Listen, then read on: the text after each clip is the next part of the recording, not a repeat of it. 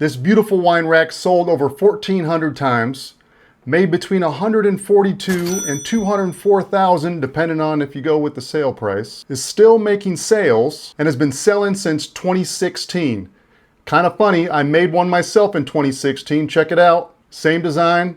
Dang it, I should have listed it for sale, but I didn't. There's a reason why, and there's a reason why we both have the same project that we both made 10 years ago. I'll tell you about that at the end of the video after I do a quick build, and of course we'll do a full profit breakdown to see what this seller actually brought home from this product. All right, we're gonna head over to Lowe's and pick up one of these 36 by 16 inch project panels. All right, here we go. Project panel, 3 feet by 16 inches.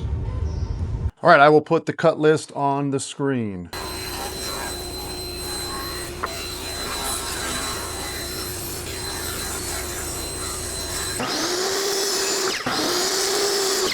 All right, I got just a sliver left, and I'm gonna turn this into a French cleat. We're gonna move this to 45 degrees and run it through.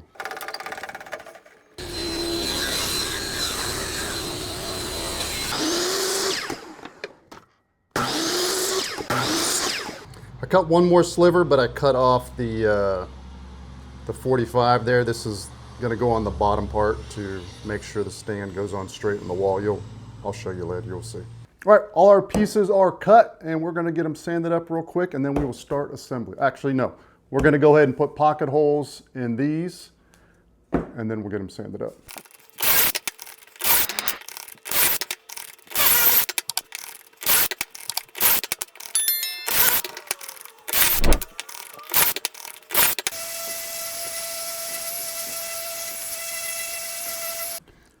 First part of the assembly, we are going to put on the French cleat. I'm just going to measure a straight line with my square up near the top and then also at the bottom. And we're just going to glue and brad nail this in. And then we're going to put this piece at the bottom, and this is why, because if it's up against the wall like this, it's going to lean, right? We don't want it to lean. So this piece at the bottom is just going to balance it out.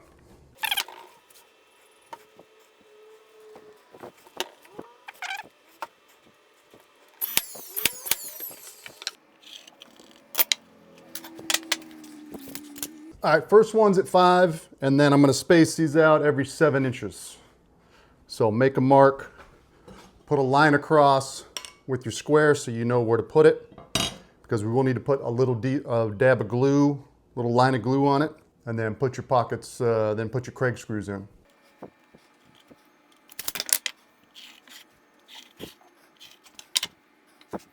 And for 3/4 inch stock, I use 1 1/4 inch Craig screws.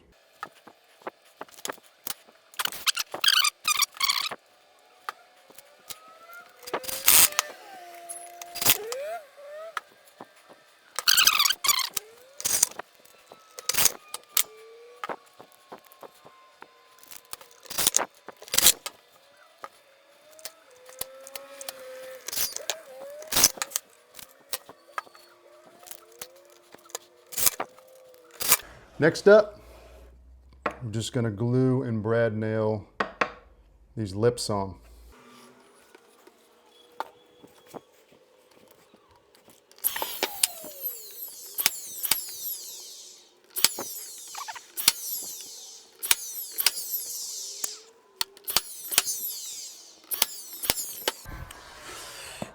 A little bit of putty in the holes, sand it up, and we're done. We'll get it stained.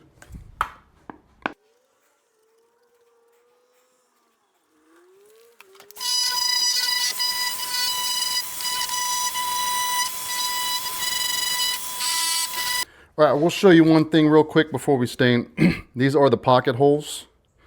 You can fill these in with the pocket hole, what do they call them? They're basically little cut dowels that fit in here. But no one's gonna see this. This is where the wine bottle is gonna be sitting, obviously, right on the wall. So no one's gonna see this. If you want to, just to go that extra step, you certainly can. I'm not going to. I don't know if they do either. But we're gonna get this stained up. Varathane, carbon gray. You can get this at Walmart or Amazon. I love this because it doesn't need a conditioner even if you're using pine. So let's get it done.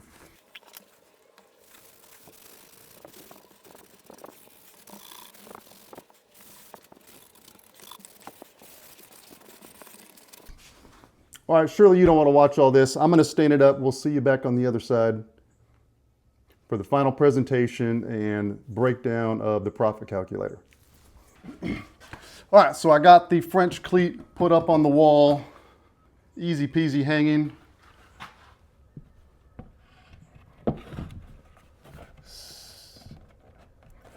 Set it up there, sit straight, and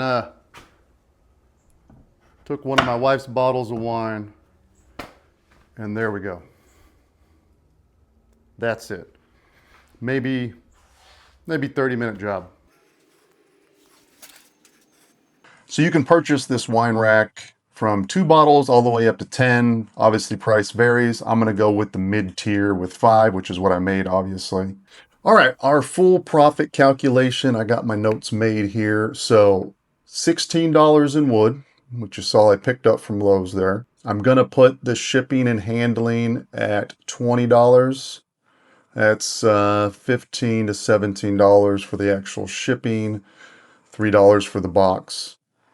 I'm going to do another $4 for odds and ends, glue, stain, bubble wrap, screws, these things that don't cost, very much by themselves, but add up overall.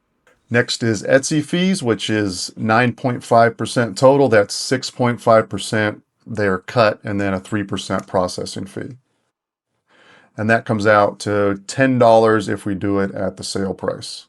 So that adds up to $50 total in materials, which means for the sale price one at $98.70, you would make $48.70 profit per item.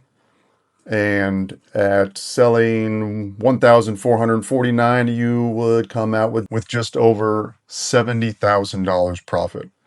Now, this is over a 10 years time. This is $7,000 a year profit. Hey, that's not bad. That's an extra $500 a month, and it's just one item in your shop.